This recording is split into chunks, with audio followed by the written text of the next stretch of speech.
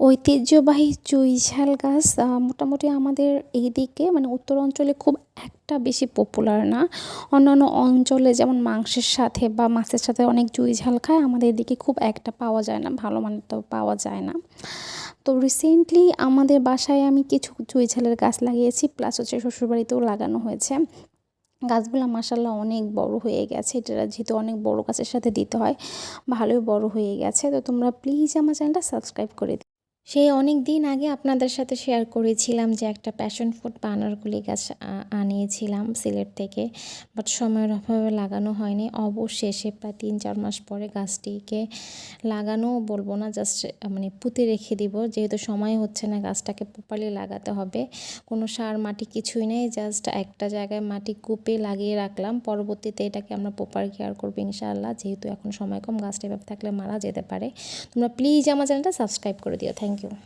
আমার কলিগের কাছ থেকে যে শতমূলী বা অনন্তমূল গাছটা নিয়েছিলাম, সে যে গোড়াটা লাগিয়েছিলাম, এটা কিন্তু এখন অনেক বড় হয়ে গেছে মাশাআল্লাহ, আলহামদুলিল্লাহ।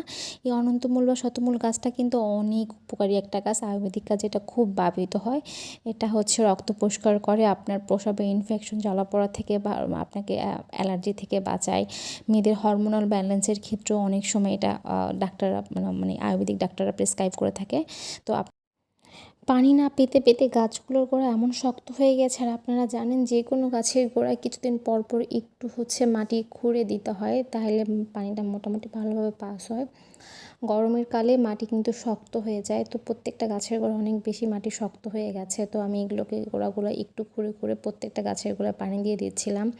মনে হচ্ছে অনেক দিন পর হচ্ছে পানি মানে পিপাসা মিটছে তাদের। তো বেশি বেশি করে সবগুলো গাছে মোটামুটি পানি দিয়ে দিলাম। তোমরা প্লিজ আমার চ্যানেলটা সাবস্ক্রাইব করে দিও। এই এনজয় প্যাথোসের গাছটা কোথায় লাগবো ভাবতেছিলাম, তেমন কোনো টবও নাই, মাটিও ফাঁকা নেই। পরবর্তীতে যে গোল্ডেন প্যাথোস লাগানো আছে যে টবটার মধ্যে, যে পটের মধ্যে, সেখানেই ভাবলাম যে একটু মাটি খুঁড়ে লাগাই দিই। গাছটা খুব সেন্সিটিভ হবে কিনা আমি জানি না, জাস্ট বসিয়ে দিলাম আপাতত, তারপর পানি দিয়ে দিব পর্যাপ্ত পরিমাণে। আশা করি আল্লাহ চাইলে গাছটা হয়েও যেতে পারে। তো হ্যালো হ্যালো হ্যালো এভরিওয়ান, আসসালামু আলাইকুম। তোমরা প্লিজ আমার চ্যানেলটাকে লাইক, কমেন্ট এবং সাবস্ক্রাইব করে দিবা নতুন নতুন ভিডিওর জন্য। অবশেষে আমার বাড়ির শিফটিংয়ের কাজও শুরু হয়ে গেছে, অর্থাৎ মেন কাজ হচ্ছে আমার গাছগুলো শিফট করতে হবে এবং এমনভাবে শিফট করতে হবে গাছগুলো যেন নষ্ট না হয়, যেহেতু এখানে অনেক গাছ।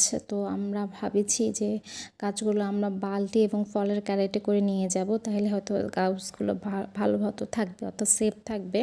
তো ওইভাবেই আমরা নিয়ে গেছি। তো প্লিজ তোমরা আমার চ্যানেলটাকে সাবস্ক্রাইব করে দিও, লাইক কমেন্ট করে দিও নতুন নতুন ভিডিওর জন্য। এই যে নতুন বাড়িতে আমাদের এই গাছগুলো এইভাবে আমরা এনে রেখেছি আপাতত, পরবর্তীতে আমরা ঠিক করব। Thank you. কপালটা খারাপ হলে যা হয় আর কি, সকালবেলা যখন বেরিয়ে যাই অফিসের উদ্দেশ্যে, তখন আমার স্থলপদ্মর গাছের কলি থাকে, আর যখন আমি সন্ধ্যায় ব্যাক করি অফিস থেকে, তখন অলরেডি ফুল ফুটে চামচায় গেছে। অর্থাৎ আমার স্থলপদ্ম ফুলের আমার রিয়েল ফুলটা কেমন সেটাই আমার এখন পর্যন্ত দেখা হলো না আমার এই কালেকশনটা। তো হ্যালো হ্যালো হ্যালো, আসসালামু আলাইকুম আমার গাছপ্রেমী মানুষজন। তোমরা প্লিজ আমার চ্যানেলটা সাবস্ক্রাইব করে দেবা, লাইক কমেন্ট করে দেবা নতুন নতুন ভিডিওর জন্য, পাশেই থাকবা। তো এই সুযোগে আমার অন্যান্য গাছগুলো দেখে নাও, আমার কাঠগোলাপ গাছ। শীতকালীন ফুল চন্দ্রমল্লিকার লাভার কারা কারা হাজিরা দাও এবং এখানে কমেন্ট করে অবশ্যই জানাও। শীতকালে চন্দ্রমল্লিকা এত কালার, এত পুরো গাছ মানে হয়ে ফুটে থাকে, যেন ভীষণ ভালো লাগে দেখতে। নার্সারিতে তো অনেক কালেকশন চলে এসেছে অলরেডি, এবং গাছগুলো মোটামুটি অনেক কলি আছে, বাড়িতে নিলেই ফুটবে। বাট আমি এবার প্রতিজ্ঞাবদ্ধ, আমি কোনো হচ্ছে উইন্টার সিজনের কোনো ফুল নিব না, কারণ এই ফুলগুলো কিছুদিন পরেই গাছগুলো নষ্ট হয়ে যায়, আমার টাকাগুলো ওয়েস্ট হয়। এই জন্য এগুলো দেখে দেখে মন শান্তি করছি। দেখেন আমার মোরগ ফুলের গাছটা কত বড় হয়ে গেছে, লিটারেলি পেঁপে গাছটাকেও ছাড়িয়ে যাচ্ছে। পেঁপে গাছটা কিন্তু অনেক বড়। যাই হোক, আমাদের এদিকে এটাকে মোরগ ফুলের গাছই বলে, আপনাদের ওইখানে কি বলে অবশ্যই কমেন্ট করে জানাবেন।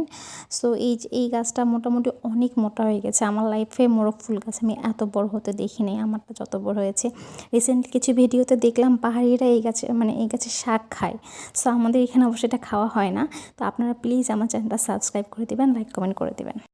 কিছুদিন আগে আমি একটা ভিডিওতে তোমাদের দেখিয়েছিলাম যে আমার এই প্যান্থাস গাছের গোড়ায় আমি মাটি দিয়ে দিয়েছি, কারণ মাটি সরে গিয়েছিল। মাশাআল্লাহ গাছটা এখন অনেক বড় হয়ে গেছে আর ফুল তো সারা বছরই দিচ্ছে আলহামদুলিল্লাহ। প্যান্থাসে কিন্তু অনেক কালার হয় মেবি, আমি জানি না, বাট আমি এই পর্যন্ত গোলাপি আর সাদাটাই দেখেছি। আমার কালেকশনে শুধু এই গোলাপিটাই আছে। এটা কিন্তু একটা স্থায়ী গাছ, একবার লাগালে শুধু পানি দিলেই মোটামুটি গাছটা সারা বছর তোমাকে ফুল দিবে। তো তোমরা প্লিজ আমার চ্যানেলটাকে লাইক, কমেন্ট এবং সাবস্ক্রাইব করে দেবে নতুন নতুন ভিডিওর জন্য, পাশেই থাকবে। আমি শুধু নার্সারিতে আসলে অবাক হই এই বাগান বিলাস গাছগুলো দেখে। প্রত্যেকটা নার্সারিতে প্রত্যেকটা বাগান বিলাস গাছে এত পরিমাণ মানে ফুল ফুটে থাকে, ফুলের জন্য পাতা দেখা যায় না লিটারেলি। এবং কিছু কিছু গাছ তো মাল্টি গ্রাফটিং করা, অর্থাৎ একটা গাছে অনেক কালার ফুল ফোটে এবং এগুলো অনেক এক্সপেন্সিভ। এক একটা গাছ 5-6 হাজার, 10,000, 15,000 টাকা দামও না। দাম হবে না কেন, তারা তো আসলে অনেক কষ্ট করে গাছগুলো এত বড় করে এত সুন্দর করে। বাট বাড়ির গাছে কেন ফুল ফুটে না সেটাই আমি শুনেছিলাম। ছোটোবেলায় বাবার নামের সাথে মিলিয়ে আমার নাম রাখা হয়েছিল এই ফুল গাছের নাম, অর্থাৎ জিনিয়া। কিন্তু ছোটোবেলায় ঝড় বৃষ্টিতে আসলে নামটা উড়ে চলে গেছে, কেউ এখন এই নামে ডাকেও না, জানেও না। বাট এই ফুলটা কিন্তু আসলেই অনেক সুন্দর, শীতকালীন একটা ফুল, মোটামুটি অনেক দিন থাকে। কিন্তু বাড়িতে নিলে কেন জানি গাছটা স্থায়ীভাবে থাকে না, ফুল দেওয়ার 2-4টা ফুল দেওয়ার পরে গাছটা মারা যায়। তো হ্যালো এভরিওয়ান, আসসালামু আলাইকুম। তোমরা প্লিজ আমার চ্যানেলটা সাবস্ক্রাইব করে দিও, লাইক কমেন্ট করে দিও। হ্যালো আসসালামু আলাইকুম আমার গাছপ্রেমী মানুষজন। তোমরা জানো আমি নতুন বাড়িতে শিফট করেছি। আসার পরে আসলে একদম সময় হয়নি আমার বারান্দাটা অর্গানাইজ করার। ব্যালকনিটা এত ছোট, ইচ্ছাও করে না এসে বসে কাজ করানোর মানে জায়গা নেই, যার কারণে আর আসাও হয় না। তো আজকে ভাবলাম যে না, একটু কাজ করেই দিই, বাগানটা অর্গানাইজ করার সময় হয়ে গেছে। তো সেই কাজ করলাম ঝাড়ু দিয়ে, তারপর হচ্ছে অনেকগুলো পানি ঢেলে দিলাম, পানি দিয়ে পরিষ্কার করে দিলাম বারান্দাটা। তো কিছুটা ভালো লাগলো বারান্দার জায়গাটা। গাছ দেখতে দেখতে নার্সারিতে সন্ধ্যা হয়ে গেছে, আলো কমে গেছে। তো সন্ধ্যার পরে এই গাছটা আমার চোখে পড়ে, যেটা হচ্ছে চাইনিজ স্প্রিং ফ্লাওয়ার। এই গাছটা ফুল হয় আমি জানতাম না, এটা আমি ভাবতাম যে এটা পাতাবাহার টাইপের গাছ। গাছটা খয়েরি কালার এবং ফুলটা অনেক সুন্দর, নিজের চোখে দেখলে আরও বেশি ভালো লাগতো। এটা কিন্তু একটা স্থায়ী গাছ, বা অফিস আদালত এবং বাড়িতে রাখলে খুব, গেটের সামনে রাখলে খুবই ভালো লাগবে দেখতে।